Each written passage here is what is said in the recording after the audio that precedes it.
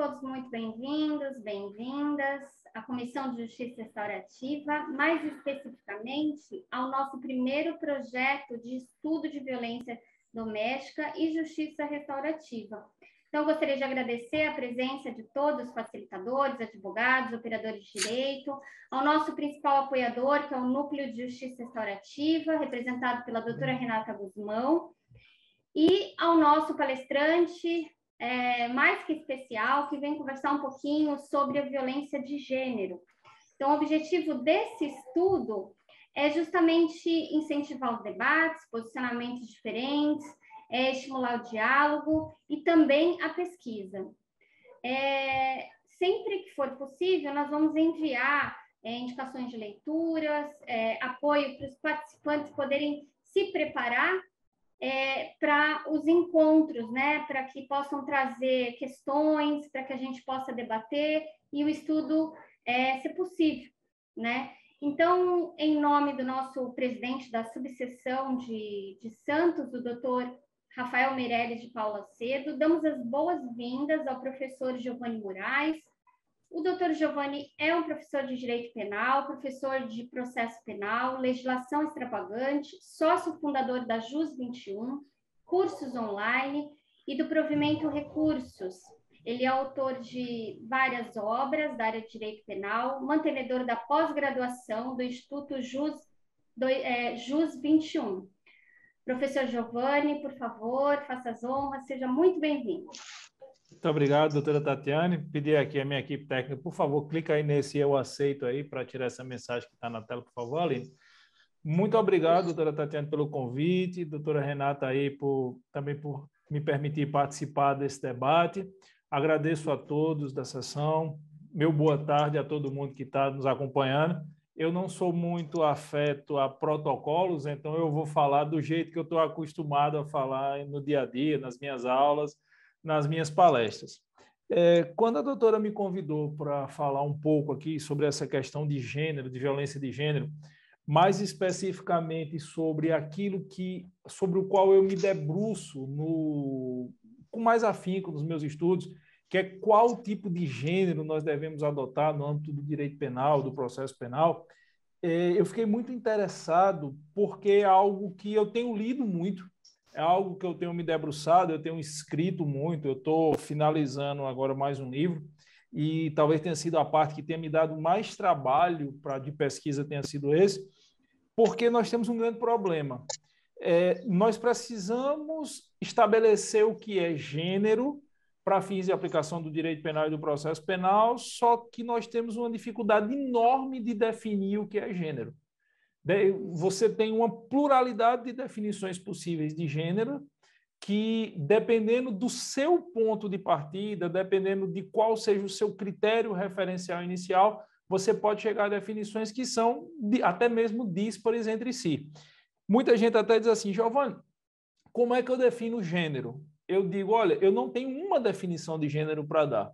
Eu tenho várias definições diferentes a depender do critério e a depender do ponto de partida. Então, hoje, dentro do direito penal, inequivocamente, definir o que é gênero é algo extremamente difícil.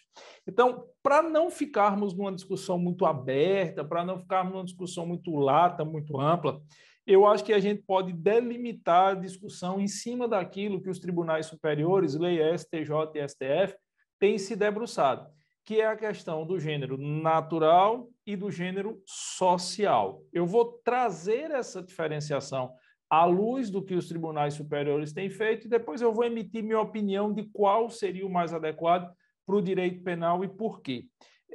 Quando o STJ e o STF fala nos seus julgados em gênero natural, eles estão se referindo ao sexo de nascimento, especificamente a genitália de nascimento. Seria o sexo masculino e o sexo feminino.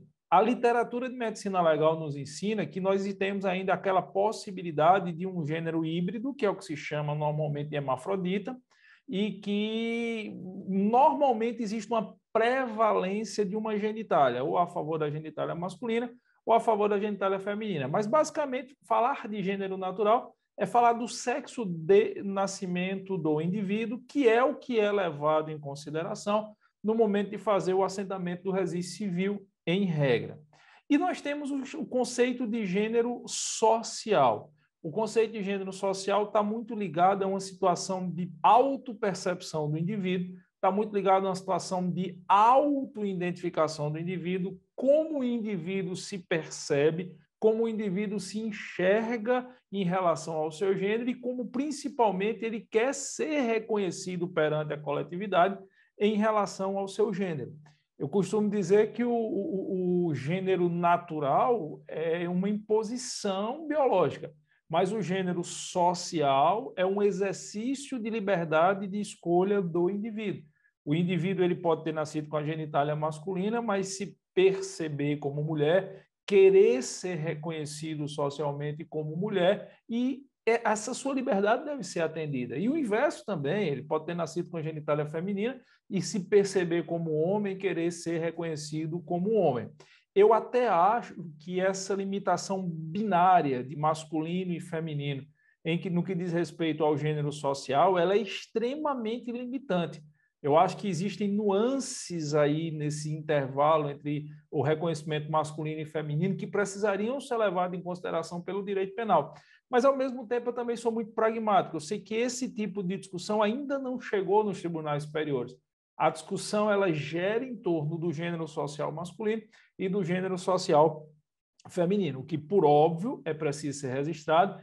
Nada tem a ver com questão de orientação sexual. Ninguém está falando de orientação sexual aqui. Nós estamos falando do sentido de autopercepção do indivíduo e da sua liberdade de reconhecimento perante a coletividade, obviamente, dentro dessa sua autopercepção. Historicamente, o que sempre foi levado em consideração pelo direito, não só pelo direito penal e processo penal, é o sexo de nascimento, certo? Você nasce, você tem um sexo de nascimento, tem seu registro, um nome, e aquilo ali seria definitivo para a sua vida, mesmo que com o seu desenvolvimento cognitivo você não consiga se identificar com aquele seu registro. Só que, de uns tempos para cá, eu diria aí que pelo menos de uns 10, 12 anos para cá, nós temos percebido uma notória preocupação do universo jurídico brasileiro, principalmente dos nossos tribunais superiores.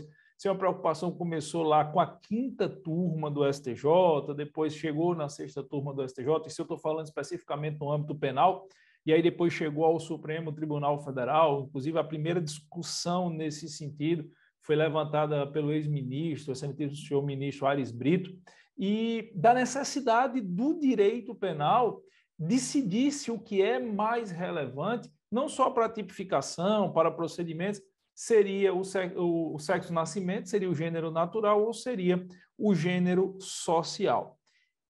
Nós temos que levar sempre em consideração nessa discussão a formação histórica da sociedade brasileira. Eu, como professor de direito penal e também formado em história, eu não consigo desassociar esse tipo de análise, esse tipo de debate, esse tipo de aferição, desassociar o universo jurídico do universo histórico. Eu sempre digo que nós somos uma sociedade de formação essencialmente patriarcalista.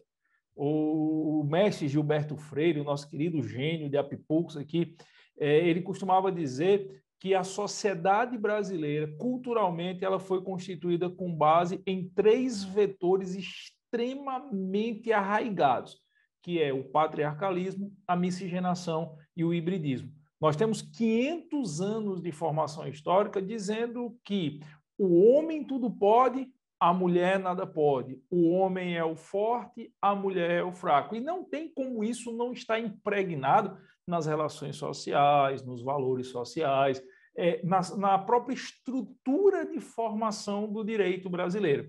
Eu não consigo ver a imagem de todos que estão acompanhando, mas eu acredito que tenham pessoas mais jovens aqui acompanhando.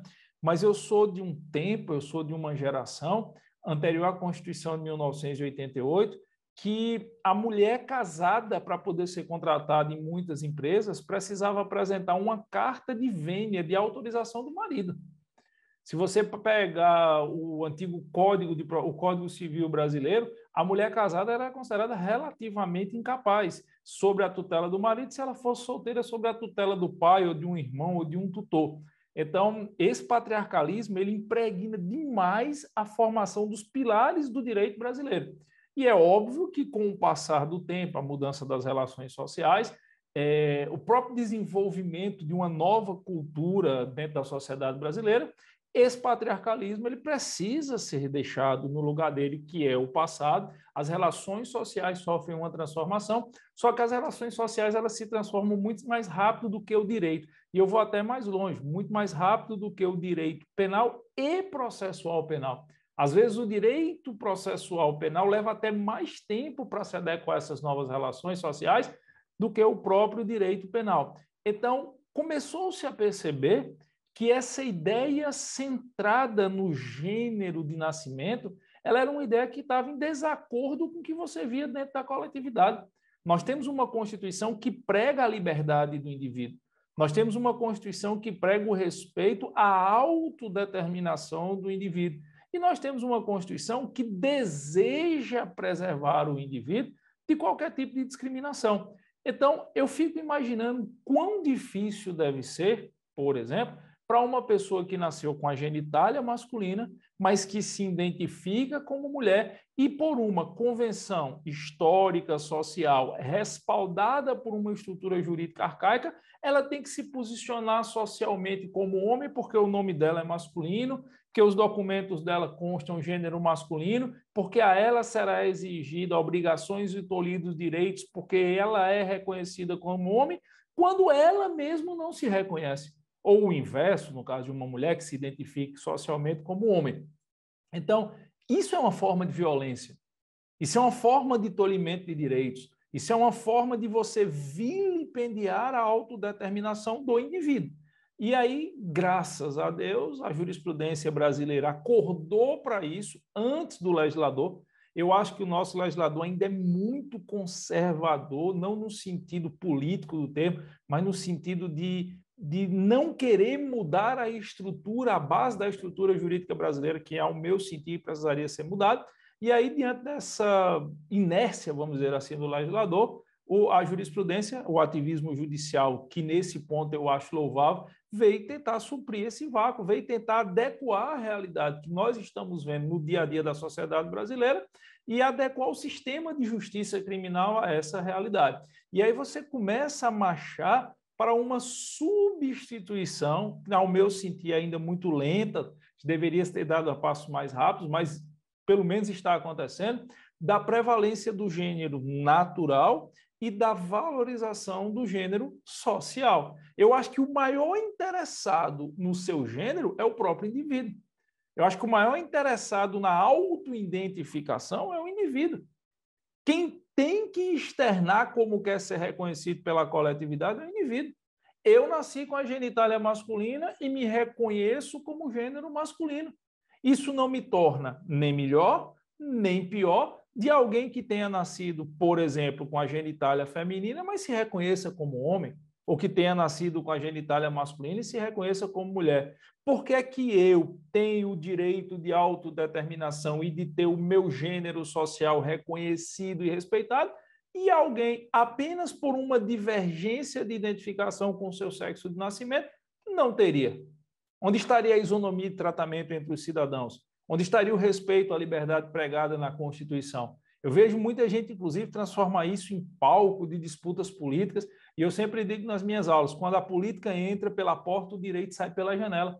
A nossa análise não pode ser uma análise eivada de paixões políticas, de veleidades sociais, tem que ser uma análise ponderada dentro da realidade. Nós precisamos entender que o direito ele precisa ser mutável, até porque se não fosse mutável, a gente estava baseado ainda no Código de Hammurabi e na lei de Italião, na Lex Tallius, e um direito ele precisa se adequar. Se ele é feito, se as normas, principalmente penais e processuais penais, são normas de tutela de bens jurídicos extremamente essenciais à coletividade, elas precisam estarem adequadas quando esses bens que a sociedade julga como mais relevantes vão se transformando com o passar do tempo, com o desenvolvimento e as mudanças das relações históricas, das relações sociais.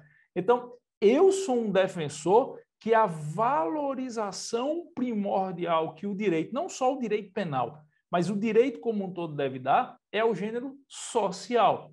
Eu sou contra, e aí é uma opinião pessoal, já externo vênias aí a quem tem entendimento de sentido contrário, eu sou contra você querer antecipar demais esse reconhecimento da identificação de gênero.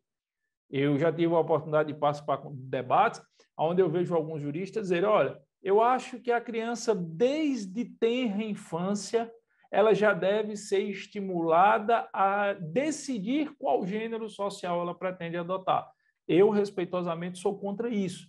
Até porque, como pai, eu acho que a preocupação da minha filha, nesse momento, minha filha vai fazer 3 anos ainda, não deve ser o gênero social ou o gênero natural. A preocupação da minha filha deve ser brincar, deve ser aprender a ler, aprender a escrever, e aí ela vai chegar um momento onde ela terá, já no final daquela fase de heteronomia, que Piaget tanto fala, né? Piaget diz que ali, a partir dos 3, 4 meses, você sai da fase de anomia, entra na fase de heteronomia, e aí, a partir de um determinado momento de desenvolvimento cognitivo, você começa a chegar na parte de autonomia, tomando como referência as 3 etapas principais do desenvolvimento cognitivo da obra de Piaget. E a partir do momento que você começa a sair da heteronomia e adentrar a autonomia, que você demonstre maturidade, e essa maturidade não pode ser mensurada por uma idade. A partir de 18, a partir de 16, a partir de 17, deve existir um bom senso.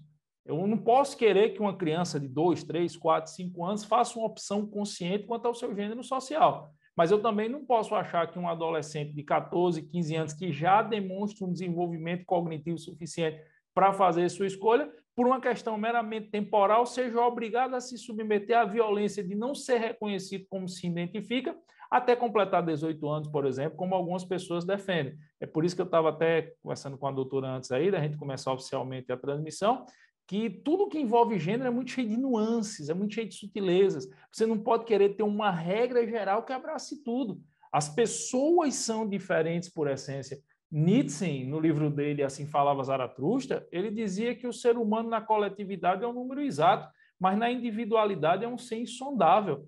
E essa questão do gênero de autoidentificação do indivíduo, ele pode ter uma série de nuances, uma série de particularidades que serve para A e não serve para B, que serve para B e não serve para C. E o direito precisa estar sensível a isso. Precisa ser capaz de reconhecer o direito através dos seus operadores, ele precisa ser capaz de reconhecer se esse indivíduo ele tem efetivamente um estágio de desenvolvimento cognitivo onde ele possa fazer essa escolha consciente dos impactos e principalmente do seu exercício de liberdade, e o direito tem que acolher. E isso nada pode estar condicionado, por exemplo, à cirurgia de mudança de sexo, nada disso. É uma questão de identificação. Eu quero ser identificado como homem, eu quero ser identificado como mulher, o principal interessado sou eu e a sociedade deve respeitar e o direito deve acolher. E, curiosamente, eu trabalho muito com instituições policiais, eu tenho um vínculo muito grande com as polícias militares do Brasil afora, com as polícias civis. Hoje mesmo, pela manhã, eu estava dando instrução para o pessoal do batalhão de choque. Eu, corriqueiramente, dou instrução para os batalhões especializados da Polícia Militar de Pernambuco. Eu estava hoje palestrando para eles sobre abordagem policial em face da nova jurisprudência do STJ. E um dos pontos aonde, primeiro, uma das instituições, aonde primeiro eu vi essa sensibilidade de entender que o gênero social deveria ser valorizado em detrimento ou numa situação de maior relevância do que o gênero natural, foi dentro das corporações policiais. Aqui na Polícia Militar de Pernambuco, a matrícula do policial, aquele número de registro que consta no boletim interno, já é feito com o nome social. Já se leva em consideração o nome social do indivíduo e o fardamento que ele usa, tudo já leva em consideração a sua identificação de gênero. Eu acho isso extremamente louvável. E o direito penal está atrasado nessa discussão. O direito penal ele precisa evoluir a passos mais rápidos, até porque o direito penal ele vai se deparar com questões muito pragmáticas. Por exemplo, o feminicídio. O feminicídio é uma modalidade, como todos sabem, de qualificação do crime de homicídio, artigo 121, parágrafo 2º-A, aonde o crime está caracterizado, na sua forma qualificada, em matar mulher, num contexto de violência doméstica e familiar, ou por descabo, menosprezo, vilipêndio ao gênero feminino. Qual é o reconhecimento de mulher que nós vamos fazer nesse caso? Eu ainda vejo muitos juristas dizendo, não, é o gênero natural. Espera aí, mas se o objetivo é proteger a vulnerabilidade que as mulheres sofrem dentro de uma sociedade de formação patriarcalista. E eu parto da premissa que, na hora de qualificar o crime de homicídio na modalidade feminicídio, eu vou levar em consideração apenas a genitália do nascimento, eu estou reconhecendo na prática que aquelas pessoas que se identificam socialmente como mulher, que vivem todas as agruras de se identificarem socialmente como mulher, elas não estariam sob essa proteção? Elas não estariam acolhidas? O direito penal não vai considerar mais reprovável essa situação? O que é mais importante, a genitália de nascimento do indivíduo ou tudo que ele constrói, vive, sorri e sofre no seu dia a dia? Quero crer eu que na hora que se faz uma opção por um gênero social, você tem o ônus e o bônus. E se eu, ao fazer essa opção, eu passo a adentrar dentro de uma realidade onde existe uma vulnerabilidade natural pela formação histórica, pelo patriarcalismo, por tudo aquilo que o mestre Gilberto Freire nos ensina, como é que eu posso achar que essa pessoa não deve gozar de uma proteção adicional? É aquela história, o pessoal discute muito, a Lei Maria da Penha. A Lei Maria da Penha existe na tutela e proteção da mulher vítima de violência doméstica e familiar. E aí eu ainda vejo algumas pessoas dizendo assim, não, mas é mulher no sentido de gênero natural. Opa, peraí. Mas quer dizer que a pessoa que optou pelo gênero social feminino, ela não vai ter a proteção da Lei Maria da Penha? Ela não vai estar cobertada por essa rede adicional que o legislador resolveu criar de proteção tão necessária assim? Se nós temos a Lei Maria da Penha, é porque nós reconhecemos que há um fosso de como a sociedade trata homens e mulheres. As mulheres acabam sendo tratadas de forma mais vilipendiada do que os homens. Quer dizer que a pessoa que se identifica como mulher só por causa da genitália de nascimento dela, sobre a qual ela não teve controle, ela não vai gozar dessa proteção, mesmo sofrendo todas as agruras que qualquer outra mulher sofre? Não me parece razoável. É nesse sentido que eu critico esse conservadorismo do direito penal brasileiro, do processo penal brasileiro. Eu acho que o gênero social ele precisa ser relevante, sim, independentemente de assentamento de registro civil. Eu vejo algumas pessoas dizendo, não, mas hoje a pessoa pode mudar o registro civil sem fazer cirurgia de mudança de sexo. Talvez isso possa parecer uma coisa plausível e palpável para vocês que são advogados, para nós que somos operadores do direito, mas tem muita gente que não sabe nem por onde começar para mudar o seu registro. Tem muita gente que se identifica socialmente como mulher, mas que talvez não tenha nem o registro original de nascimento. Eu conheço casos de pessoas que tem, no registro dele tem 2 anos a menos do que a idade de nascimento, que passou 2 anos sem registro. E aí? Eu vou privar dessa pessoa, eu vou criar um direito elitista e vou privar dessa pessoa que não tem essa facilidade, esse conhecimento, esse tirocínio para mudar o seu registro de assentamento civil de uma proteção jurisdicional, de uma proteção legal, desse arcabouço, vamos dizer assim, de proteção que o direito penal, o processo penal deve dar, não me parece também razoável. Então, assim, eu sou um profundo defensor da ideia da valorização do gênero social em detrimento do gênero natural, para fins de aplicação do direito penal e do processo penal. A tipificação, para mim, do feminicídio, da nova modalidade de violência física, que é a lesão corporal contra a mulher, parágrafo 13 do artigo 129, o novo parágrafo 13 do artigo 129 do Código Penal, eu acho que deve ser levado em consideração é o gênero social. A aplicação da tutela, das medidas protetivas, das medidas de proteção, do rito específico da Lei Maria da Penha, quando a mulher é vítima, deve-se levar em consideração o gênero social. A proibição de aplicação das medidas despenalizadoras da Lei 9.099, quando, ainda que a infração em sua gênese seja de menor potencial ofensivo, ainda que a infração em tese seja da alçada de competência do GECRIM, se envolver violência doméstica e familiar contra a mulher, essas medidas despenalizadoras são descabidas e impossíveis de serem aplicadas. Eu acho que essas medidas despenalizadoras não devem ser aplicadas levando em consideração o gênero social. Então, para mim, o gênero social ele tem mais relevância. Só que é óbvio que quando nós defendemos uma tese como essa, a gente acaba sofrendo críticas. Tem gente que vai chegar e vai dizer assim, não, mas vai ter pessoas que vão abusar. Tem. É óbvio que tem. Mas isso não é só em relação ao gênero. Isso é em relação a tudo. Eu estive participando de um congresso de direito penal, o maior congresso de direito penal do Brasil, aconteceu em Natal agora, tem uns 15 dias, Congresso Brasileiro de Direito Penal, e não no evento, mas os palestrantes estavam reunidos num jantar, e um dos temas que veio à baila do debate foi esse. Aí um palestrante levantou a tese lá que ele faz a parte penal no escritório, mas o pessoal que faz a parte previdenciária disse que está se deparando com muitas pessoas que nunca tiveram identificação social de gênero feminino, mas que agora resolveram assumir a identificação para tentar um rito previdenciário mais vantajoso, ou alguma coisa dessa natureza. E aí ele levantou isso como um problema. Eu digo, mas é óbvio. Se a discussão de gênero é uma discussão por talvez a mais difícil que nós temos hoje no direito, é óbvio que vão aparecer problemas como esse.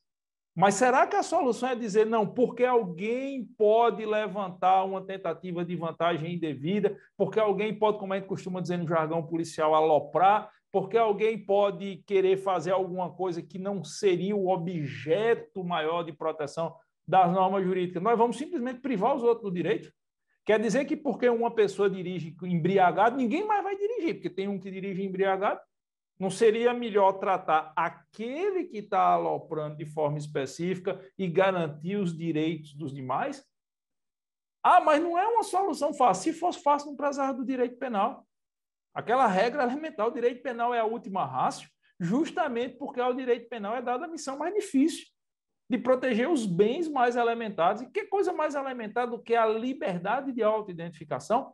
Então, sim, eu reconheço que nós temos problemas tanto externos quanto intrínsecos.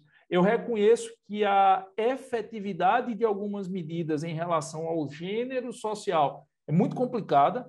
Por exemplo, sistema prisional.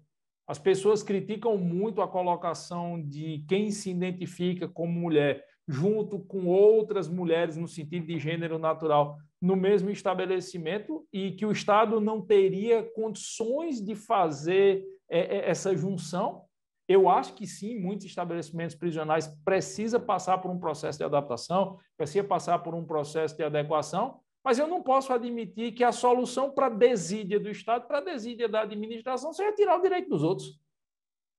Não, o Estado não é capaz de fazer o que lhe é missão, então vamos privar todos de um direito? Não, vamos pressionar o Estado para fazer o que tem que fazer. Vamos pressionar o Estado para ter equipe multidisciplinar. A doutora Renata estava falando aí do contato dela com a Delegacia de Proteção da Mulher aí de Santos, que eu achei muito pertinente. Antes de abrir a live, a gente estava conversando aqui no backstage e ela estava falando sobre isso. Eu acho que a gente precisa disso. Nós precisamos, nós juristas, a OAB enquanto instituição, as subcomissões, precisa pressionar, eu acho que o termo correto é esse, a quem seja de direito essa pressão dentro da estrutura do Estado e de ente administrativo. Não estou falando do Estado de São Paulo de forma específica, estou falando do ente administrativo, para que sejam criadas equipes multidisciplinares dentro das delegacias, para que o sistema de perícia tenha POPs, que são procedimentos operacionais padrões específicos, para casos de divergência entre o gênero natural e o gênero social, para que você tenha a condição de dar um treinamento constante a todos aqueles que lidam com a violência de gênero, principalmente violência de gênero contra a mulher, para que eles possam ter a sensibilidade de entender que o que faz com que uma pessoa se identifique como mulher não é sua genitália de nascimento, até para que a gente possa combater esse preconceito atávico, que muitas vezes não é nem culpa do indivíduo, é culpa dele não combater, mas não é culpa dele ter. Porque, como eu disse, vem de uma formação histórica. Às vezes o cara passou 30, 40 anos escutando a mesma coisa. E aí cai no serviço público, ele precisa mudar suas percepções e mudar crenças limitantes, muitas vezes é algo extremamente difícil. Mas a solução, para mim, é pressionar o Estado para que o Estado faça seu processo de adequação. E não porque o Estado não consegue fazer seu processo de adequação, porque existe um conservadorismo da legislação, porque algumas pessoas acham que o que está aí não pode ser mudado, tirar das demais pessoas o direito à sua autoidentificação. Então, é mais ou menos nessa linha que eu penso, é mais ou menos nessa linha que eu escrevo, e com todas as vendas e com todos os respeitos aí a quem tem entendimento de sentido contrário, é o que eu acho que seria o melhor caminho para o direito penal e processual penal, assim, em resumida, em apartada síntese, seria esse. E aí eu devolvo a palavra à doutora Tatiana e estou aqui aberto a, se eu puder, colaborar no debate com vocês. Obrigada, doutor Giovanni, foi excelente aí a sua explanação. Mas como o senhor está conseguindo me ouvir? Agora sim. Mas como eu tinha iniciado na nossa conversa, que eu comecei a falar da Gabi, né, Gabriela, Sim. que é uma perita, eu fiquei pensando nessa questão, né, se o senhor puder falar um pouquinho sobre isso, como que ficaria, porque hoje a gente não tem ainda uma solução, é uma preocupação, né? Porque como ficaria a conclusão da perícia nesses casos? Por conta, assim, se tem uma agressão física, tudo bem, o policial chega lá, na casa da pessoa, no local, a pessoa ela vai se colocar, ela tem uma documentação, ela vai se apresentar. Mas e nos casos de homicídio, onde não houve, por exemplo, tem uma identificação que não houve uma mudança de sexo ou a pessoa não estava portando nenhum documento de identificação com o gênero social, né? Como que o senhor vê essa questão aí para frente, ao longo aí do... É uma preocupação muito grande, né?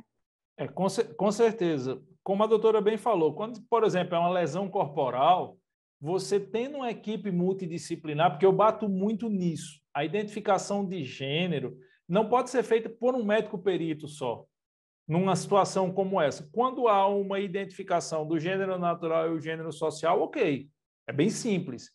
Mas quando há uma divergência entre o gênero natural e o gênero social, eu acho que essa identificação tem que ser feita por uma equipe multidisciplinar. Tem que ter médico, tem que ter psicólogo, assistente social. Isso no mundo perfeito. A gente sabe que na vida real, às vezes, não tem nem perito. Na vida real, tem que nomear perito ad hoc, porque não tem perito oficial. Mas nós não podemos nos conformar com o pouco que temos. Nós temos que buscar o que seria o ideal e discutir o que seria o ideal. Então, quando é uma lesão corporal, você tem uma equipe multidisciplinar, é menos complicado fazer a identificação do gênero social. Mas, como a doutora bem colocou, num caso de homicídio, encontrou-se um cadáver que notoriamente foi vítima de um crime de homicídio, está lá cravejado de disparo de arma de fogo ou qualquer coisa desse tipo. E aí, vai fazer o quê? Não existe na lei nenhuma solução. O que eu sempre digo quando eu palestro para peritos da Polícia Civil é, olha, nós temos que ser pragmáticos nesse caso, nós temos que trabalhar com a reserva do possível. O que é a reserva do possível? Você tem qualquer elemento extrínseco que lhe permita fundamentar de forma inequívoca que o gênero social daquela vítima, daquela pessoa que está sendo submetida ao corpo de delito, era divergente da sua genitália? A resposta em 99,9% dos casos é não. Então, vamos trabalhar com a reserva do possível. O perito também não pode estar se expondo. O perito não pode fugir da cadeia de custódia, ele não pode fugir do que é plausível, palpável e visível. Se ele não tem elementos, ele vai ter que atestar, obviamente, à luz do elemento que ele tem, que é a genitália de nascimento. Mas tem uma coisa que me dá uma esperança. Eu conheço, eu não vou saber se vão estar restritas a essas polícias, mas eu conheço 5 estados da federação, a Paraíba é um deles, Pernambuco é outro, estou citando aqueles que eu tenho uma proximidade maior.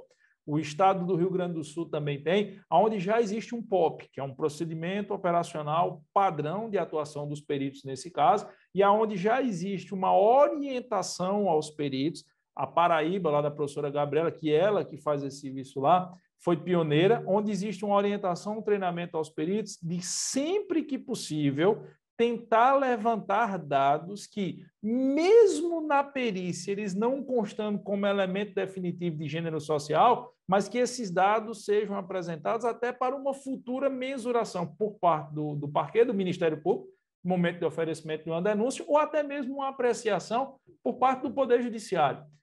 Eu sempre digo que, como o juiz ele não está adstrito a provas apresentadas pelas partes e em busca da verdade real, se eu estiver equivocado, aí a doutora Renata, por favor, me corrija, ele pode buscar outros instrumentos probatórios previstos em lei. Então, pode ser que o perito ele diga, olha, eu não consigo atestar que o gênero social era feminino, eu vou fazer o atestado pela genitália, mas nós temos indícios no sentido de que populares falaram e a mãe ou o pai da vítima apresentou a rede social da vítima aqui, onde ela fazia a identificação com gênero diverso da genitália de nascimento, e ele fazer constar na perícia esses indícios que podem, em um segundo momento, porque a perícia não é o momento para essa devassa, a perícia ela tem que ser até a cadeia de custódia, para que, num segundo momento, talvez até mesmo no processo, numa eventual oitiva de testemunhas, ser feito esse levantamento, e aí, de repente, se proceder um aditamento da denúncia, de repente, o magistrado, antes de prolatar a sentença, entende pelo procedimento da mutatio libelli, do 383 do CPP, e aí devolve para um eventual aditamento da denúncia por parte do MP e obviamente, abre prazo para a defesa também externar suas novas razões. São caminhos, mas são caminhos muito incipientes ainda. Por isso que sempre que eu posso, em toda instituição policial que eu vou, eu tenho a oportunidade de falar para peritos, eu digo, olha, o primeiro passo de tudo é o POP. Porque também o perito ele não pode estar se expondo, a gente tem que trabalhar de novo com a reserva do possível. Se não existe um procedimento operacional padrão determinado pelo próprio órgão público para que ele faça esse levantamento de indícios, pode acontecer lá na frente ele ser acusado de quebra de cadeia de custódia, né? E aí qual é o perito que vai querer puxar essa bronca para cima dele? Essa questão também. Eu vou pedir, assim, o doutor Giovanni tem pouco tempo, né? A gente tem 1 hora de encontro, então quem tiver interesse em fazer alguma pergunta, levantar a mãozinha, né? Aquela mãozinha que a gente tem aqui. E eu não sei se antes disso a doutora Renata gostaria de se colocar, se tem alguma pergunta. Gostaria de parabenizar o doutor Giovanni, eu já tinha visto a live também com a perita, também fiquei bastante empregada e a minha conclusão foi exatamente igual à sua, doutor. Eu acho que tudo vai se basear em outros elementos, né, indiciários, que possam traduzir que houve um homicídio baseado, né, no gênero. Então, eu acho que a gente tende para isso, sim. Inclusive, isso é bastante importante aqui para a gente, para as nossas facilitadoras, porque nós fazemos atendimento das mulheres vítimas de violência. E eu entendo que o atendimento tem que ser com base no gênero, né? No gênero mulher, e não no sexo mulher. Né? Nós já tivemos um caso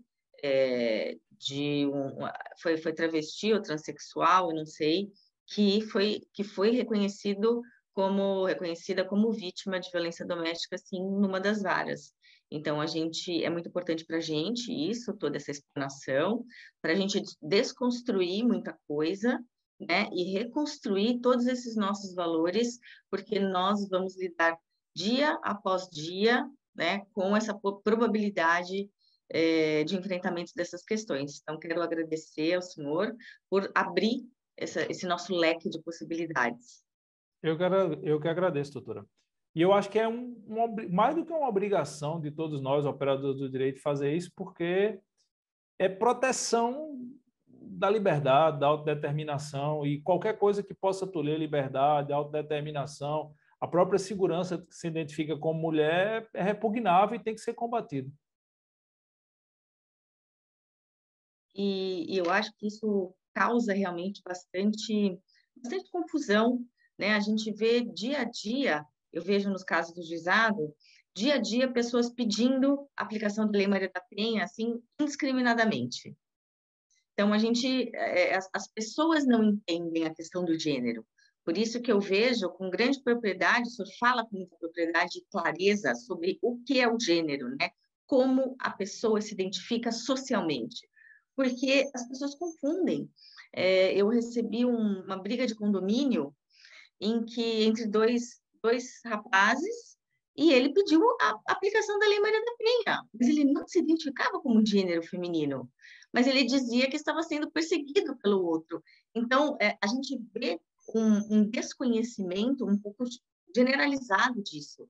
E quanto mais disseminarmos, quanto mais falarmos sobre isso, mais a compreensão pode adentrar às instituições. Né? Eu fico impressionada que veio da própria polícia, né? Da própria polícia, não sei se civil ou militar, própria polícia militar, esse reconhecimento, né? Da adoção do nome social, do gênero, porque as instituições elas são muito fechadas, o judiciário é muito fechado.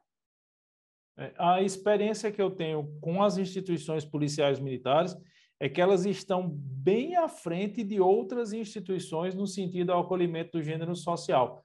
Pelo menos aquelas polícias militares com as quais eu tenho um maior contato, ali uns 5 ou 6 estados aqui do Nordeste, onde eu trabalho regularmente com eles, já é muito bem definido, vamos dizer assim, dentro da corporação, inclusive com regimento interno específico, essa questão da identificação do gênero. Só existe um ponto que é muito controvertido e que as polícias ainda não se debruçaram, que é a questão do TAF, que é o teste de aptidão física. Esse é um ponto muito debatido, muito discutido, e até agora o que vale para o TAF é o gênero natural. Mas, tirando essa parte do TAF, para quem nunca fez concurso policial, é etapa física no processo de seleção do policial. Mas depois que ele está dentro da instituição, pelo menos nas polícias que eu convivo, é muito, muito bem resolvido a situação. Eu não sei em todas as OABs, mas, se eu não me engano, a OAB do Ceará foi a pioneira também em emitir a carteira da OAB, levando em consideração o nome social, o gênero social. Eu acredito que em São Paulo também já deve acontecer isso. Confere, doutora? Sim, sim, é verdade isso. Inclusive, vai haver a ideia é um acolhimento, né, da questão do gênero social, inclusive indicações para cargos no tribunal, em vagas no Tribunal de Justiça. Eles estão acolhendo, porque a ideia também o acolhimento. Quanto mais nós acolhermos as pessoas nessa identificação do gênero, mais naturalizado isso vai ficar e mais possível o nosso reconhecimento, né? Sim. Eu ainda sofro certa resistência em certos locais quando a gente vai falar de gênero social, porque existe efetivamente um preconceito, mas o preconceito ele é combatido com uma fala ponderada, educada. Quanto mais a gente fala, quanto mais a ideia é difundida e mais pessoas abrem a reflexão a esse respeito, eu acho que mais o preconceito é combatido. Exatamente, exatamente. Acho que a Marta está com a mão levantada. Isso, ela levantou a mão. Eu até abaixei porque eu fiquei preocupada com o tempo. Doutor Giovanni, como o senhor falou muito, né, das polícias e da postura das polícias pelo país com relação aos transgêneros, eu queria perguntar para o senhor, isso é uma postura da Polícia Civil, da Polícia Militar do Estado de São Paulo, o que o senhor acha, o que o senhor sabe, né, a respeito da obrigatoriedade das mulheres cis revistarem homens trans, né, visto que os homens trans possuem genitália masculina? Certo. Eu não saberia falar, peço desculpa, especificamente sobre o procedimento da Polícia de São Paulo, mas eu vou falar da Polícia de Pernambuco, que é o que eu tenho a maior proximidade. Aqui já existe um procedimento operacional padrão, que inclusive está coadunado com o que se espera da atuação policial, que é a busca pessoal em mulher deve ser feita por outra mulher, salvo em situação de notório flagrante. Então, o que acontece aqui é o seguinte: em uma abordagem onde exista notoriamente, que seja perceptível ao policial, sem se debruçar numa análise mais esmiuçada de documento ou de rede social, o que seja, que se trata de uma pessoa que se identifica socialmente como mulher, a recomendação é que a busca pessoal seja feita por outra mulher. No começo, quando isso começou aqui, existia uma resistência por parte das PFEMs, das policiais femininas, em fazer essa busca, justamente pelo fato de elas alegarem que a pessoa que ia ser submetida a essa revista pessoal tinha genitália masculina. Mas eu acho que a forma que o comando da PM aqui, enfim, encontrou, que foi baseada na informação, na educação. Eu tive a oportunidade, inclusive, de fazer palestras para as FEMs aqui, dizer que a gente tem que deixar no passado essa valoração da genitália. A gente não pode olhar para a pessoa e tomá-la por sua genitália. A gente tem que olhar para a pessoa e tomá-la na sua plenitude.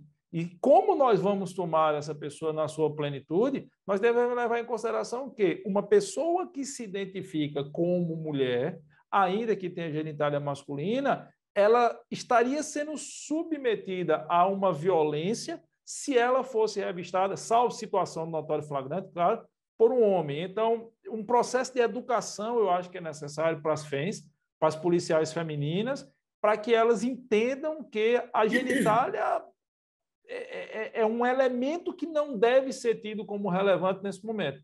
Porque é aquela história, se o Estado tem operadores que refratam a valoração do gênero social, e esses operadores eles não estão dispostos a mudar a sua percepção, a mudar a sua mente, e entender que o gênero social é mais relevante do que o gênero natural, eles estão no lugar errado.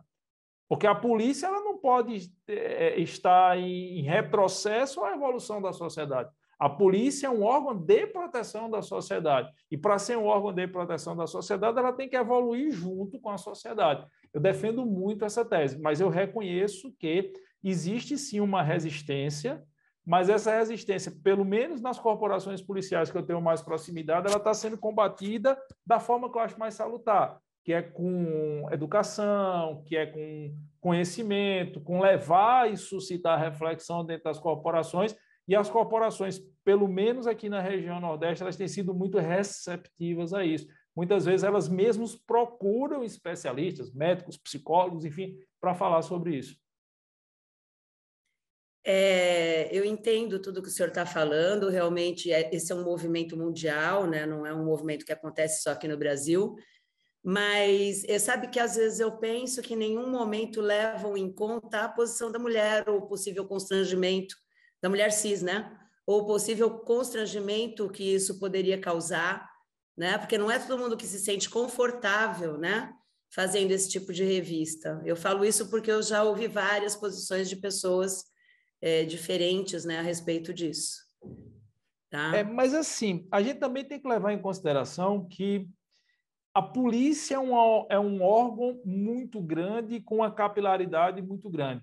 E a quantidade de abordagens dessa natureza, comparado ao percentual das abordagens que são feitas diuturnamente, é muito pequena. Então, existindo um trabalho e um interesse efetivo da corporação policial, pelo menos nos maiores centros urbanos, nas grandes cidades, é possível, se aquela FEM que está na guarnição não se sentir confortável, você tem alguém dentro daquela circunscrição de atuação, dentro do que a gente chama de mancha de alocação de policiamento, que possa ser deslocada ali dentro de 3, 4, 5 minutos, chegue.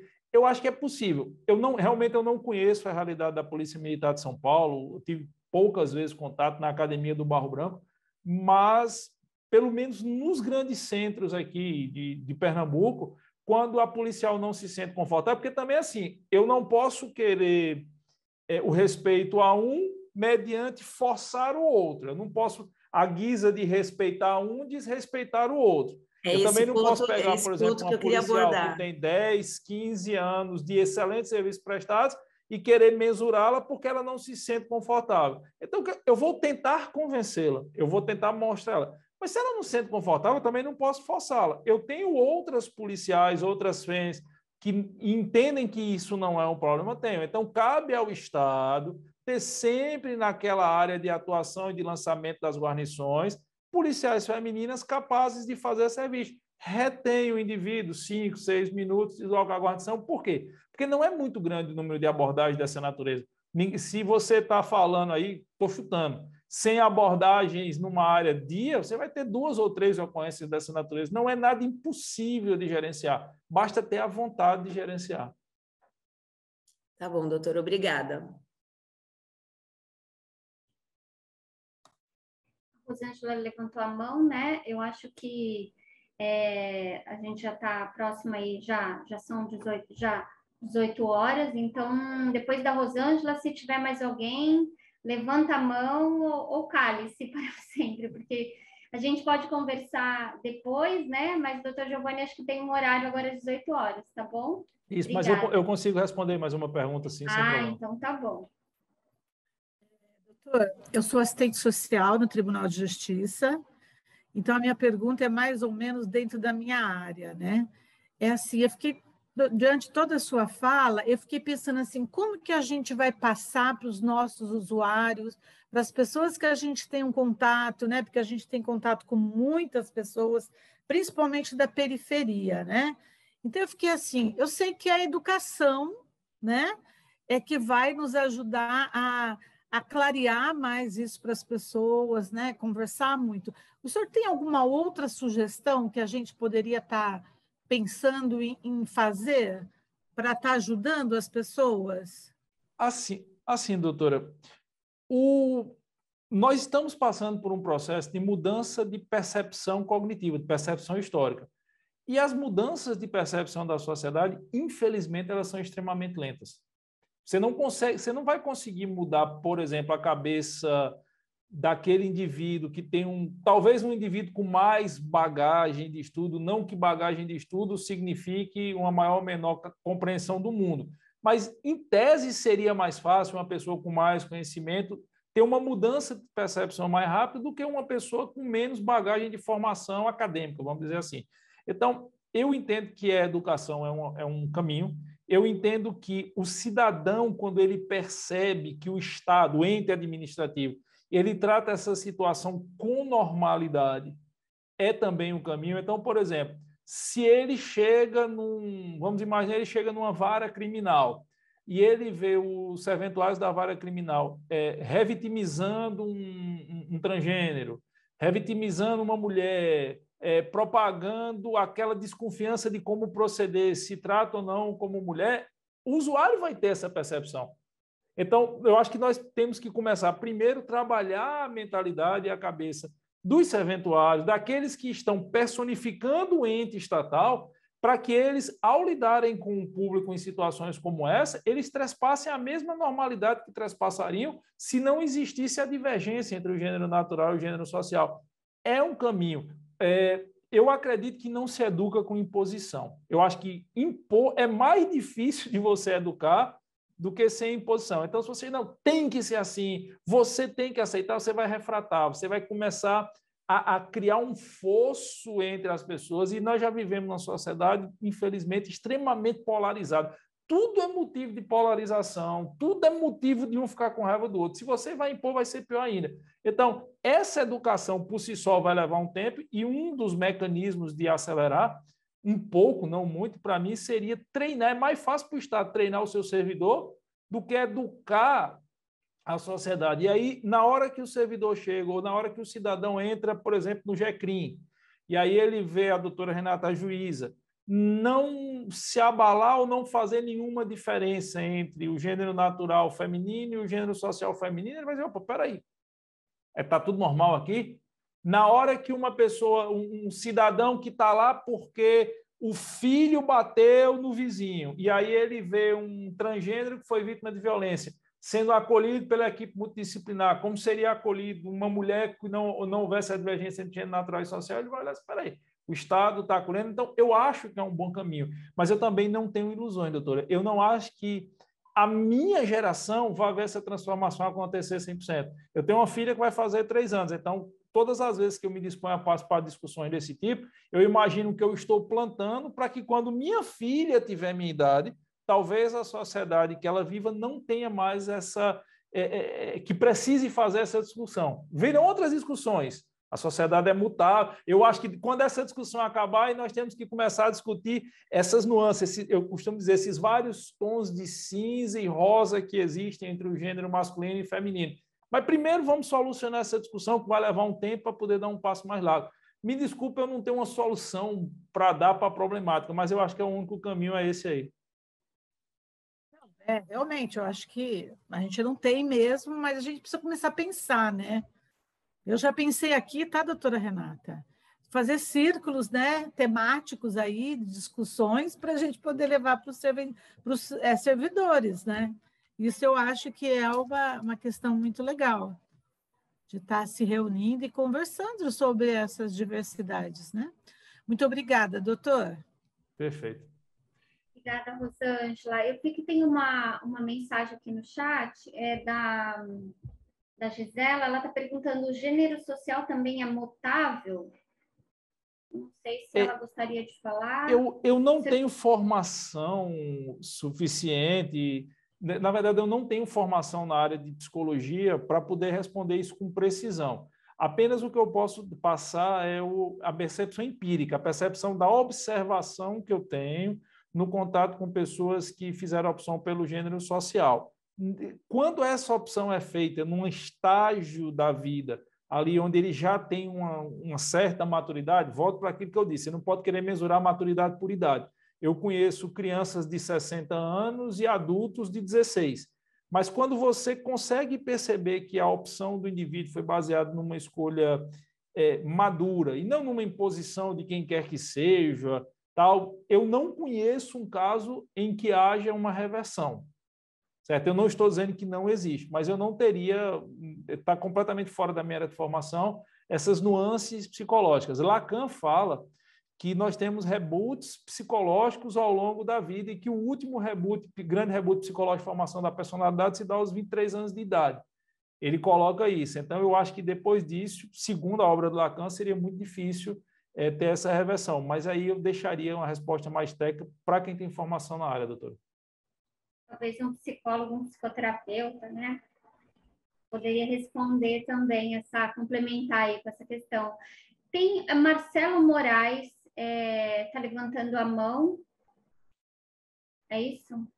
Eu pensei que fosse... Será que ele quer se a gente vai complicar o doutor Giovanni, né, Tati? Eu acho que eles podem deixar as questões e a gente encaminha. Eu pensei que Moraes, doutor, fosse a sua... Não, a minha não.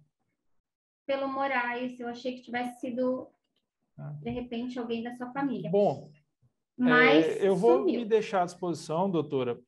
Se tiver dúvidas, se tiver alguma coisa, a senhora pode me encaminhar, certo? E aí eu peço à minha equipe, de repente eu gravo alguns vídeos de resposta e mando de volta no WhatsApp para a doutora aí, tá certo? Não, tá E ótimo. eu queria primeiro me desculpar pela indelicadeza de sair à frente de todos aí que chegaram. É um motivo de força. Queria agradecer demais a gentileza da Subseção de Santos em me convidar, me receber, a gentileza da doutora, da excelentíssima senhora juíza também que está presente e de todo mundo que está acompanhando. Espero que possa ter contribuído um pouco para abrir essa discussão, que é uma discussão que temos aí muito ainda a ser debatido pela frente e estou sempre à disposição da doutora aí de quem assim o precisar. Tá bom, doutora? Nós que agradecemos, doutor Giovanni, é um prazer tê-lo aqui conosco e o senhor vai abrir um leque de discussão enorme. Quem sabe, em outras oportunidades, a gente possa debater novamente. Muito obrigada. Eu que agradeço, desejo uma excelente noite para todo mundo e tchau. Obrigada, doutor. Tchau. Obrigada. Obrigada pelo seu tempo, pela oportunidade e agradeço por ter encontrado o seu vídeo no YouTube quando eu fui pesquisar lá violência de gênero, então isso foi muito bom. Muito obrigada, você já está convidado novamente para voltar aqui na comissão ou através do núcleo também, né? E seja bem-vindo novamente. Então, muito obrigado. Boa noite. Muito obrigada, boa noite.